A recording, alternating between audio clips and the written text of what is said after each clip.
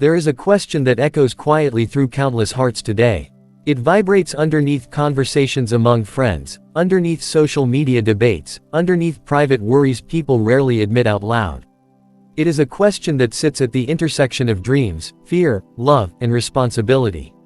Should financial stability be a requirement before dating or marriage?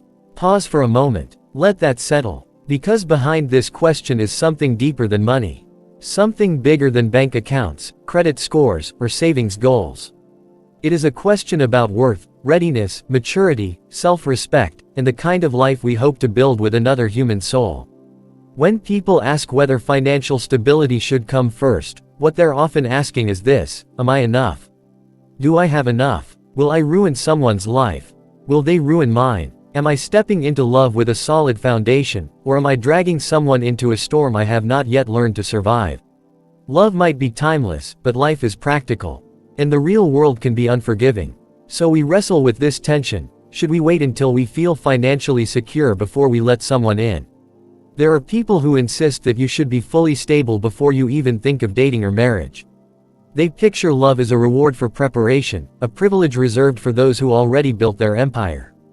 They say you must have the house, the car, the savings, the investments, the retirement plan. They believe that relationships require financial armor, and without it, you are unqualified. Then there are others who say that love is a journey meant to be walked together. That you can begin with nothing but ambition, humility, and loyalty. They believe that two people can grow side by side, building stability with shared effort instead of waiting alone for their lives to be perfect. Who is right? The truth often lies somewhere in the middle. But to find your truth, you must first understand the purpose of stability, not just the appearance of it. Stability is not about being rich. It's not about having more than everyone else. It's not about flashing wealth or proving your value through possessions. Financial stability is about responsibility. It's about discipline. It's about being able to say, I can take care of myself, and I am not looking for a relationship to save me from myself. When we talk about stability, we are talking about security. Confidence. The peace of knowing that you are not drowning. The ability to stand upright in your own life. That matters, not because money defines love, but because money influences everything around love. It impacts stress. It impacts communication. It impacts decision-making, planning, health, and mental well-being. It impacts what kind of life you and your partner can create and whether you can face challenges without collapsing under pressure. But here is the part many people overlook. You can be financially stable today and unstable tomorrow.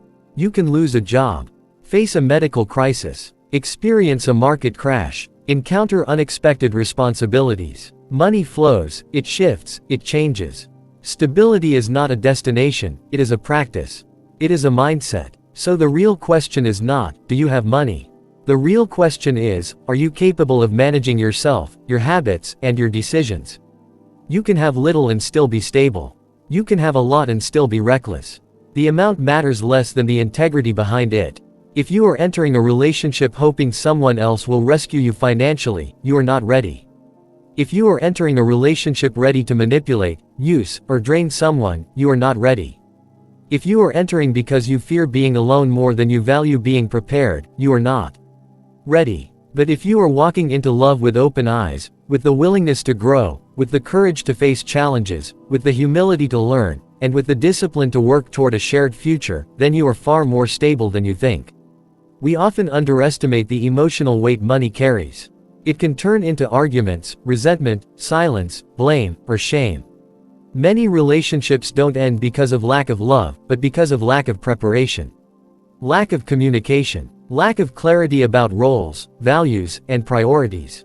So if you ask whether financial stability should come before dating, consider this: what kind of partnership do you want to build? What kind of foundation do you want to stand on? Imagine a relationship where both partners refuse to discuss money. Where they are afraid of being judged. Where they pretend everything is fine when it is not. That silence becomes a breeding ground for disappointment. You cannot build a life on secrets. Now imagine another relationship. One where both partners are honest about their financial realities. One where they share their goals and struggles without shame. Where they help each other grow, not by demanding perfection but by encouraging progress. That is stability in its truest form.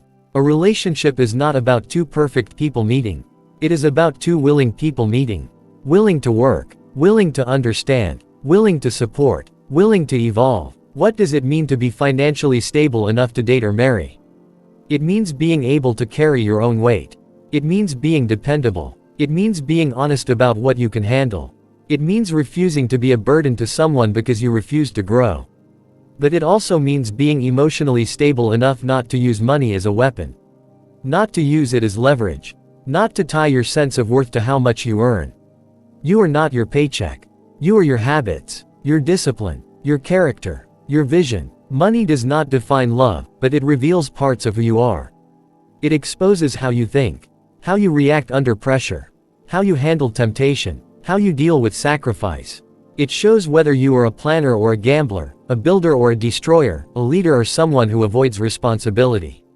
This is why stability matters, not as an entry ticket to love, but as a reflection of how seriously you take your life and your future. But here is something important. You do not need to be fully stable to deserve love. You only need to be working toward stability.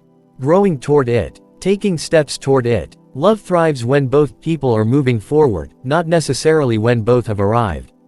There are couples who started with nothing except determination. They shared cheap meals, small apartments, secondhand furniture, and big dreams.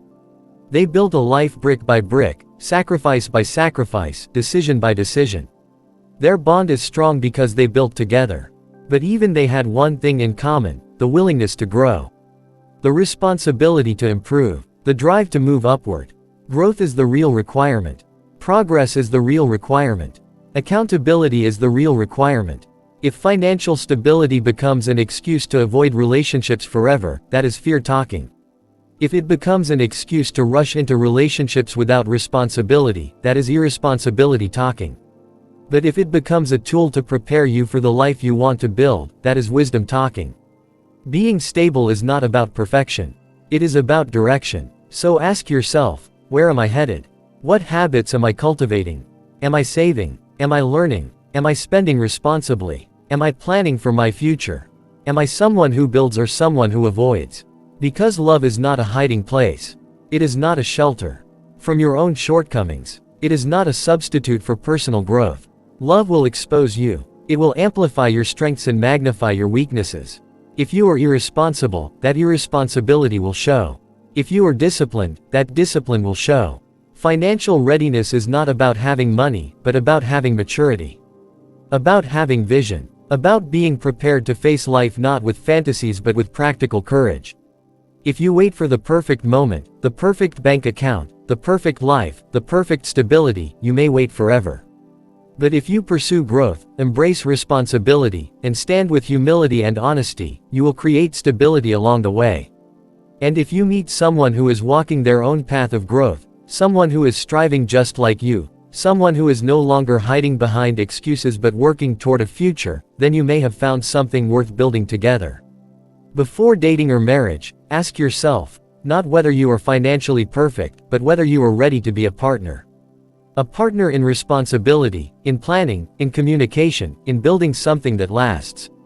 Because love is not built on wealth, but on wisdom. Not on luxury, but on accountability. Not on what you have, but who you are willing to become. Money alone cannot hold a relationship together. But irresponsibility can tear one apart. So pursue stability, not as a requirement to deserve love, but as a gift you bring into it. As a sign of respect for yourself and for whoever may walk beside you. And finally, remember this: a stable relationship is not created by a stable bank account, but by stable character. The kind that understands that building a future is a shared journey of growth, patience, honesty, and relentless commitment.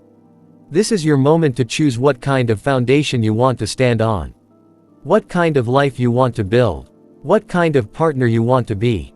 Because love is real. Life is real, and the future you create will be shaped by the decisions you make today. So walk with intention, build with purpose, and let stability be something you create from the inside out.